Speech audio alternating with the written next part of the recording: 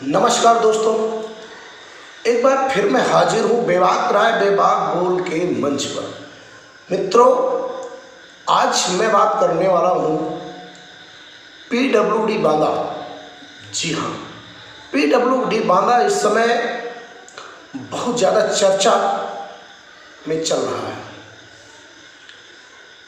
चर्चा में चलना भी चाहिए, क्योंकि लगातार पीडब्ल्यूडी से बांदा पीडब्ल्यूडी से भ्रष्टाचार की शिकायतें आ रही हैं।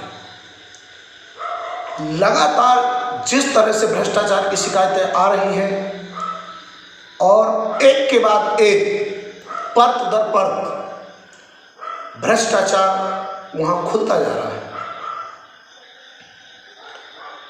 अभी इसके पहले जो अभियंता थे सुमंत कुमार जी, उन्होंने ऐसा काला कारनामा किया था कि बगैर अकाउंटेंट के दस्तखत किए हुए खुद ही पूरा का पूरा 5 करोड़ का भुगतान कर दिया। 80 लाख का भुगतान अभी शेष है। 5 करोड़ का भुगतान हो गया, पूरे सिस्टम में किसी को पता तक नहीं चला, जबकि उसमें जो रॉयल्टी शामिल की गई है वो बहुत दूर दूर के जिले से है, जैसे सुल्तानपुर, बलिया, जालौन, मतलब बहुत दूर दूर से वो रॉयल्टी यहाँ शामिल की गई है, जो असंभव है। जब वही चीज कम पैसे में अपने यहाँ मिल रही है, कबरई में मिल रही है, बांदा में मिल रहा है, तो इतनी दूर से जो रॉयल्टी लाई गई और सम्मिलित की गई और उन रॉयल्टी सम्मिलित करने के बाद उसमें भुगतान हुआ, ये तो करिश्मा बांदा पीडब्ल्यूडी में ही हो सकता था और वो हुआ भी। अभी हाल ही में एक समाज सेवी है नुमानी जी, कई दिनों से धरने पर बैठे हुए हैं। धरना क्यों कर रहे हैं मैं पहले आपको ये बता दूं। पीडब्ल्यूडी में एक बाबू हैं, अकाउंटेंट हैं, शशिकांत शुक्ला जी। वो भ्रष्टाचार उन्होंने किया, ऐसा नुमानी जी का कहना है। जबकि मैं मानता हूं कि अकाउंटेंट अकेले भ्रष्टाचार कैसे कर सकता है, जबकि सुमंत जो इसके पहले थे उन्होंने जो भी भुगतान किए वो बगैर अकाउंटेंट के साइन के किए, मतलब खुद ही सर्वे सर्वा होकर के किए। एक मामला मेरे संज्ञान में है, मदन कॉन्ट्रैक्शन, जो उनका भुगतान सुमंत जी ने बगैर अकाउंटेंट के किया। अब नुमानी जी अकाउंटेंट के खिलाफ बैठे हुए हैं, जबकि उनसे जब मैंने बात की तो उस बात को उन्होंने स्वीकार किया कि अकेले अकाउंटेंट इतना बड़ा भ्रष्टाचार नहीं कर सकता, और अकाउंटेंट जब एक्शन के भुगतान में दस्तखत नहीं किया तो आखिर शशिकांत अकाउंटेंट दोषी कहां हो गया। दूसरी बात, हमने शशिकांत जो अकाउंटेंट है पीडब्ल्यूडी के, शुक्ला जी, उनसे बात की तो उन्होंने जो बताया कि 80 लाख का भुगतान मैंने मदन कॉन्ट्रैक्शन का करने से इनकार कर दिया है, चूंकि मुझे मालूम है कि उसमें जो काम हुआ है गड्ढा मुक्त का हुआ ही नहीं है। अब जब कोई काम हुआ ही नहीं है तो मैं भुगतान कैसे कर दूं। उन्होंने भुगतान करने से मना कर दिया। जो मौजूदा एक्शन है इन्होंने भुगतान करने से मना कर दिया, क्योंकि अकाउंटेंट ने दस्तखत करने से मना कर दिया तो उन्होंने भुगतान करने से मना कर दिया। अब देखना यह है कि असली भ्रष्टाचारी कौन है। मैं आपको जो नुमानी जी से हमने वार्ता की, मैं पहले आपको उस वार्ता को सुनाना चाहूँगा। मैं AS नुमानी, सामाजिक संगठन बुंदेलखंड इंसाफ सेना का राष्ट्रीय अध्यक्ष हूँ। आप किस संदर्भ को लेकर के आप अंश में बैठ रहे हैं? जी, आज से तकरीबन 20 दिन पहले मेरे संज्ञान में आया था कि प्रांतीय खंड लोक निर्माण विभाग के खंडीय लेखा अधिकारी हैं, जिनके द्वारा तकरीबन 11.5 करोड़ रुपए का भ्रष्टाचार किया गया है। जब मेरे संज्ञान में आया तो हमने जो उसके कागजात हैं हमने इकट्ठा किए। इकट्ठा करने के बाद बांदा जिलाधिकारी के माध्यम से प्रदेश के माननीय मुख्यमंत्री जी को हम लोगों ने ज्ञापन सौंपा। उसके बाद हम लोग इंतज़ार करते रहे कि हो सकता है कि इसमें कुछ न कुछ कार्रवाई होगी, लेकिन आज 19-20 दिन बीतने के बावजूद भी आज तक कोई कार्रवाई नहीं हुई।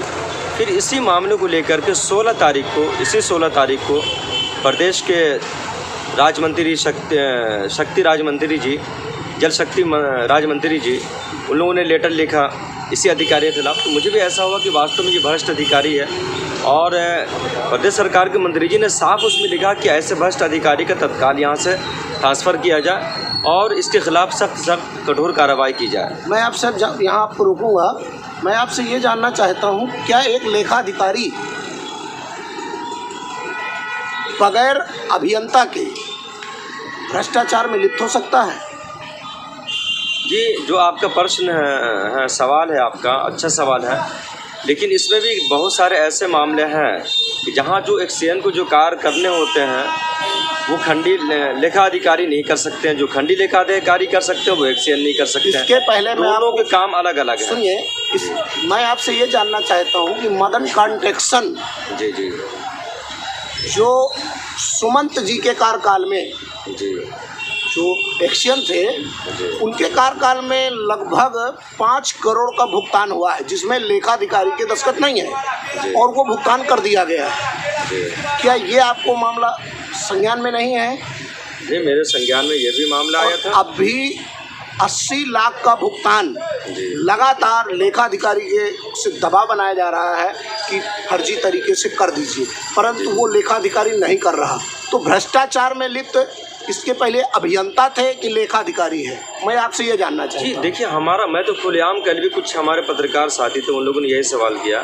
मैंने उनसे केवल एक ही जवाब दिया कि जो भी PWD का खंडी लेखा अधिकारी से लेकर के एक्सीएन से लेकर के चीफ से लेकर के शासन तक जो भी अधिकारी दोषी है उसके खिलाफ कार्रवाई हो, उसके खिलाफ जाँच बैठाई जाए। जो भी अधिकारी दोषी है, ये नहीं कि खंडी लेखा अधिकारी केवल कि हम एक को इश्यू बना करके, ऐसा कहीं कुछ नहीं है। जो भी संबंधित अधिकारी है। आपको ये नहीं लगता कि चिराग तले अंधेरा खोजा जा रहा है? जो लेखाधिकारी को वित्तीय पावर ही नहीं है कि वो अकेले भुगतान कर सके, और जो वास्तव में दोषी है, जो पूर्व यहाँ एक्शन थे सुमन जी, उनका कोई नाम नहीं ले रहा, कहीं कोई उनको बचा तो नहीं रहा, या मदन कांटेक्शन से किसी व्यक्ति के संबंध तो नहीं जुड़े हैं? क्या कारण है कि मदन कांटेक्शन की चर्चा नहीं हो रही और सुमंत जी का नाम नहीं लिया जा रहा? जबकि अगर शुक्ला दोषी है तो इसके पहले मदन कांटेक्शन जिसने कराया फर्जी भुगतान और सुमंत जी ने किया, 5 करोड़ का भुगतान हुआ है जो फर्जी तरीके से हुआ है, जिसमें लेखाधिकारी के सिग्नेचर नहीं है, और वो भुगतान कर दिए जाए। ये आवाज़ आपने तब नहीं उठाई, आज क्यों उठा रहे हैं? जी, मैं तो शुरू से उठा रहा हूँ इस आवाज़ को। मैं शुरू से उठा, चाहे सुमन जी हो चाहे जो भी अधिकारी हो, अगर जो दोषी उसे तत्काल उसके खिलाफ कार्रवाई हो। जिस तरीके से आपके बैनर में सिर्फ शशिकांत शुक्ला का नाम वर्णित है, जबकि अधिकारी कर्मचारी, जबकि सबसे बड़ा दोषी किसी विभाग का विभागाध्यक्ष होता है, क्योंकि बगैर उसकी स्वीकृति के भुगतान हो ही नहीं सकता। लेकिन बहुत सारे ऐसे भी कागजात ऐसे होते हैं जो खंडी लेखा अधिकारी के बगैर एक्शन भी नहीं कर सकता उसका। इस तरह बहुत सारा, आप उसके बारे में पूरी जानकारी लीजिए। तो आप ये मान रहे हैं ना कि पूरा का पूरा सिस्टम बिल्कुल बिल्कुल बिल्कुल, मैं शुरू से कह रहा हूँ इस बात को। सुमन जी हो चाहे सुमन जी के जो भी उच्च अधिकारी हो, उसके खिलाफ सख्त से सख्त कठोर कार्रवाई हो और उसके पूरे कागजात लोग मेरे पास दे, मैं उनकी भी आवाज़ उठाने को तैयार हूँ, यहाँ से लेकर लखनऊ तक। तो अगर ये कार्रवाई नहीं होती है भ्रष्टाचार में, चूंकि हमें लगता है कि भ्रष्टाचार में ये छोटी चींटियां हैं, ये जो चींटियां हैं ये छोटी छोटी हैं, अभी बहुत बड़े हाथी इस भ्रष्टाचार में लिप्त हैं। हाँ, तो और जहाँ तक मुझे लगता है कि वहाँ तक ये लोग पहुँच नहीं पाएंगे, क्योंकि उन्हें बचाने का प्रयास किया जाएगा। आखिर मदन कांटेक्शन इतना पावरफुल क्यों है, क्या जानते हैं उसके बारे में? किनके नाम से मुझे तो आज तक मुझे जानकारी नहीं मदन कांटेक्शन के बारे में, पर भुगतान ले रहे हैं तो भुगतान जो हुए हैं, किसके नाम, भुगतान जो हुआ है मदन कांटेक्शन का ही हुआ है 5 करोड़ का। जिनका नाम आप ले रहे हैं उसके कागजात मुझे दीजिए, मैं कल से एक बैनर और लगा करके बैठा रहा हूँ। और बताइए आप, जो फर्जी भुगतान हुए हैं मदन कांटेक्शन के हुए हैं और सुमंत जी द्वारा किए गए हैं, लेखा अधिकारी के उसमें सिग्नेचर नहीं है, हमारे पास वो कागज मौजूद है। हाँ मुझे दीजिए, मैं उस आवाज़ को उठाने को तैयार हूँ। बिल्कुल, अगर नहीं माना गया और भ्रष्टाचार नहीं उजागर हुआ तो आप आगे क्या करने वाले हैं? बिल्कुल इस आवाज़ को बुलंद करता रहूँगा, इसलिए कि प्रदेश के माननीय मुख्यमंत्री जी का एक सपना है कि प्रदेश को भ्रष्टाचार से मुक्त कराया जाए, उसको लेकर के हम लोग संघर्ष कर रहे हैं। और आपने सुना नुमानी जी ने क्या कहा। चूंकि नुमानी जी समाज सेवी हैं, धरना प्रदर्शन उनका करना काम है, परंतु थोड़ा यह जानकारी जरूर कर लेनी चाहिए कि आखिर सच्चाई क्या है। अब आपको मैं जो शुक्ला जी ने हमें बताया कि हमारे माध्यम से फर्जी भुगतान कराने का प्रेशर डाला जा रहा है और मैंने मना कर दिया, तो आज मेरे विरोधी मुझे मारने और धमकाने की कोशिश कर रहे हैं। आइए सुनिए कि शशिकांत शुक्ला जी ने क्या कहा। क्या नाम है सर आपको? शशिकांत शुक्ला। क्या मामला है? ये लोग धरने में बैठे हैं आपके खिलाफ, कैसा क्या मामला है? ये दरअसल मामला ये है कि पिछले वित्तीय वर्षों की लायबिलिटी पड़ी हुई है, उनके बिल पड़े हुए हैं जिनका धनावंटन प्राप्त है, और वो ऐसे कार्य हैं जिनके लिए मतलब जो अस्वीकृत कार्य थे और जिनका धनावंटन भी प्राप्त नहीं था, तो इसलिए उनकी पड़ी हुई है और अनधिकृत दबाव डाल के उनको कराने का प्रयास किया जा रहा है, जो मेरे स्तर से संस्कृति की नहीं जा रही है। वैसे तो अरसासी जनता ही पूरी पावर रखते हैं कि वो जो भुगतान करें, लेकिन मेरी संस्कृति वो प्राप्त करना चाहते हैं। नहीं, तो इसके पहले भी भुगतान हुए हैं, तो क्या उसमें आपकी संस्कृति ली गई थी? जब भी पहले भुगतान हुए हैं तो मेरे द्वारा उसमें संस्कृति या तो नहीं दी गई है, या मुझे प्रस्तुत नहीं किए गए, या मेरे द्वारा उसमें ऑब्जेक्शन लगाया गया। परंतु भुगतान तो हुए हैं ना? भुगतान हुए हैं। और क्या ये कौन लोग हैं जो आपसे ज़बरदस्ती भुगतान कराना चाहते हैं? ये वही लोग हैं जो क्या नाम जो है एक्स्ट्रा आइटम के माध्यम से विभिन्न गड्ढा मुक्ति के कार्य बनाया है और अनधिकृत दबाव डाल के हमसे भुगतान कराना की चेष्टा चाहते हैं। आपने सुना कि शुक्ला जी ने क्या कहा।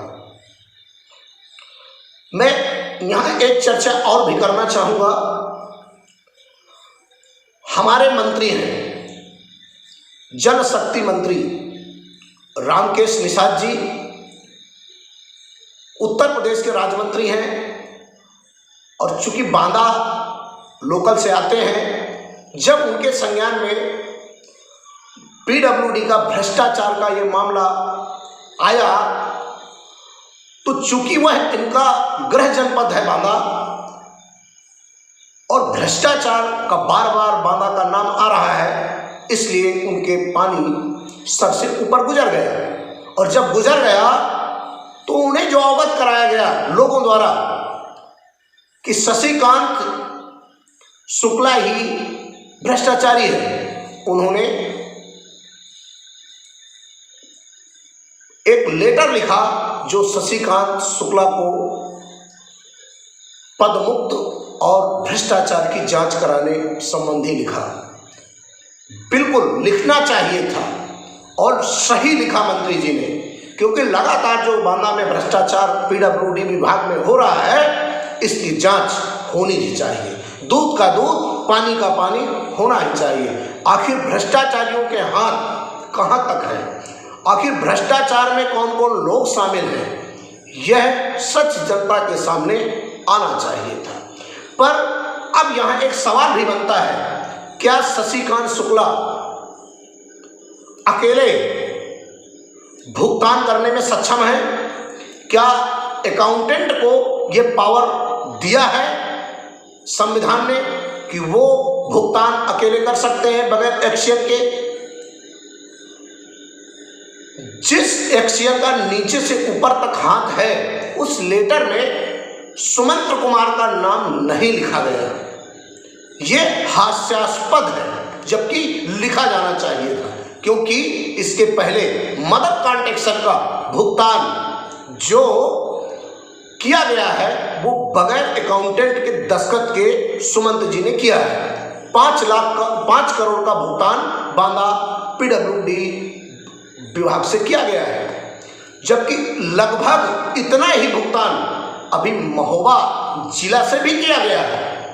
मदन कॉन्ट्रैक्शन का ही भुगतान वहां भी किया गया है। कितना किया गया है महोबा से, अभी इस बात की पुख्ता जानकारी हमको नहीं है। जैसे होगी हम आपको वो भी बताएंगे। परंतु यहाँ ये प्रश्न उठ जाता है कि आखिर शशिकांत ही भ्रष्टाचारी क्यों? जब उनके दस्तखत नहीं है मदन कॉन्ट्रैक्शन के भुगतान पर,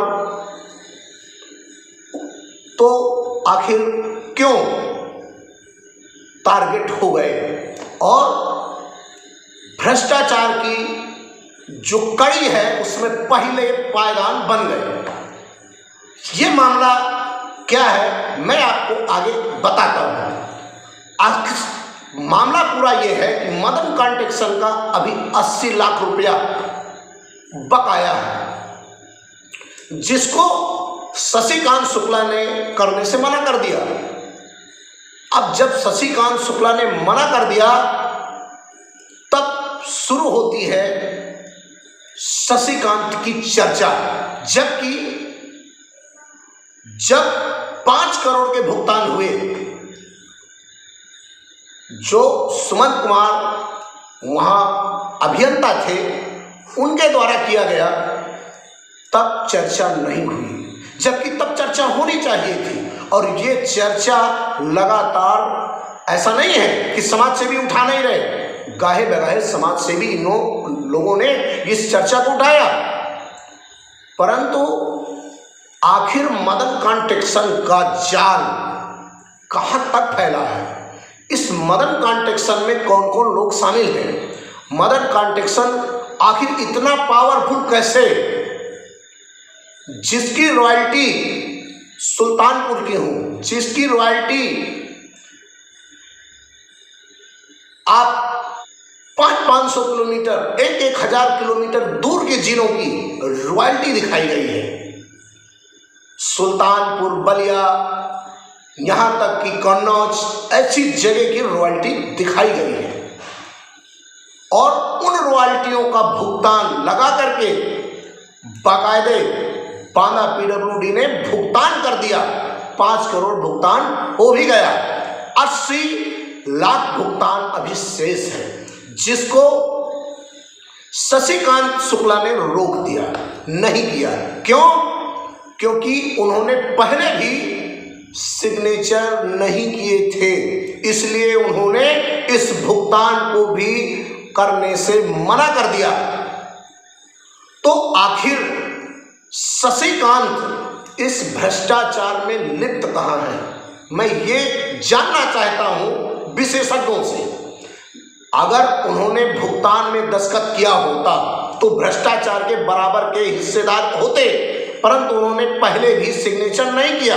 ये मामला समझने लायक है। और पुनः जब 80 लाख की मांग ठेकेदार द्वारा, जो मदन कॉन्ट्रैक्शन के लोग हैं, उन्होंने लगातार दबाव बनाया, प्रेशर बनाया, परंतु शशिकांत ने उस प्रेशर को स्वीकार कर दिया और भुगतान करने से मना कर दिया। चूंकि मौजूदा जो एक्शन है उन्होंने बगैर अकाउंटेंट के दस्तखत के भुगतान नहीं करने का संकल्प ले लिया।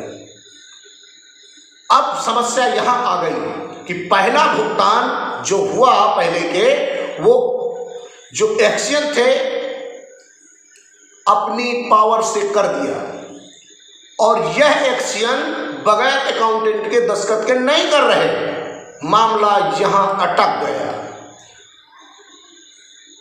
तो शशिकांत आखिर कितना बड़ा भ्रष्टाचारी है, इस पर विचार करना पड़ेगा।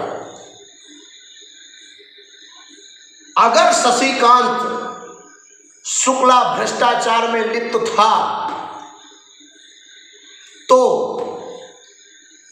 80 लाख का भुगतान रोका क्यों?